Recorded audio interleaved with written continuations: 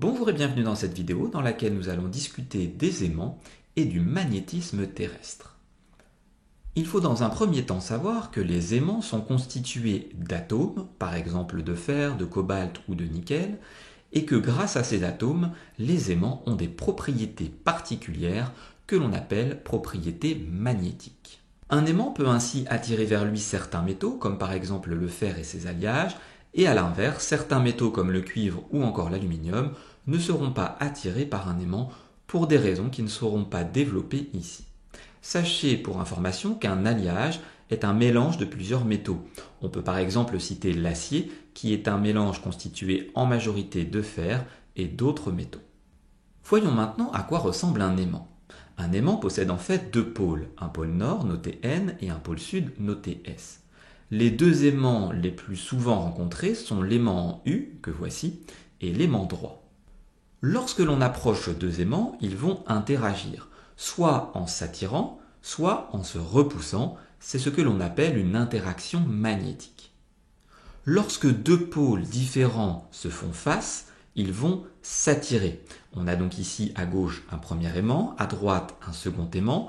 On voit que le pôle sud de l'aimant de gauche fait face au pôle nord de l'aimant de droite. Les deux aimants vont donc s'attirer, c'est ce que l'on appelle une attraction. A l'inverse, si deux pôles identiques se font face, les aimants vont se repousser. C'est le cas ici où nos deux aimants se font face via leur pôle sud, il y aura donc ce que l'on appelle une répulsion. Il en est de même si les deux pôles nord se font face.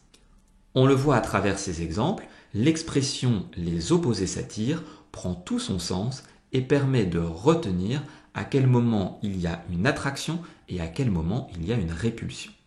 Maintenant que les bases sont posées, discutons ensemble de la Terre.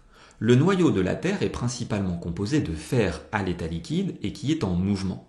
Cela va conférer à la Terre des propriétés magnétiques, c'est ce que l'on appelle le magnétisme terrestre.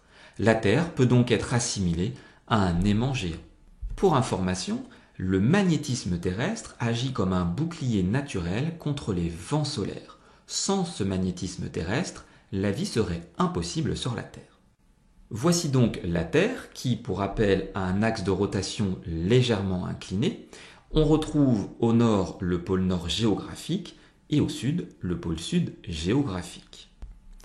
On l'a dit précédemment, la Terre peut être assimilée à un aimant géant que voici. Le pôle nord magnétique sera donc à proximité du pôle nord géographique et le pôle sud magnétique à proximité du pôle sud géographique. Seulement voilà, pôle nord magnétique et pôle sud magnétique ont été mis entre guillemets, car dans la réalité, c'est l'inverse. Au sens en effet physique du terme, le pôle nord magnétique devrait être à proximité du pôle sud géographique. On le voit bien sur le schéma, le pôle nord de l'aimant est vers le pôle sud géographique et le pôle sud de l'aimant est vers le pôle nord géographique. Seulement voilà, suite à une erreur historique et par convention, on considère que le pôle nord géographique est proche du pôle nord magnétique et que le pôle sud géographique est proche du pôle sud magnétique. Discutons maintenant ensemble de la boussole. Voyons d'une part de quoi elle est composée.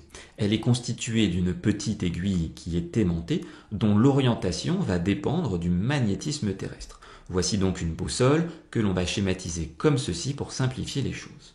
L'aiguille aimantée de la boussole va donc être influencée par le magnétisme terrestre et si elle n'est soumise que au magnétisme terrestre, elle va systématiquement pointer vers le pôle nord magnétique, ce qui est approximativement le pôle nord géographique. Prenons deux cas de figure. Dans le premier d'entre eux, la personne se trouve donc en France et tient dans sa main une boussole. Le pôle nord de l'aiguille aimantée de la boussole va donc s'orienter vers le pôle sud de l'aimant terrestre, puisque rappelez-vous, les opposés s'attirent.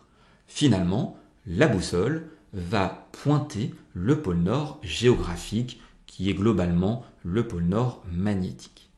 Prenons maintenant le deuxième cas de figure, où une personne se trouve cette fois-ci plus à l'est. Le pôle nord de l'aiguille aimantée de la boussole va être orienté vers le pôle sud de l'aimant terrestre, de telle sorte à ce que la boussole indique le pôle nord magnétique, ce qui est approximativement, là encore, le pôle nord géographique.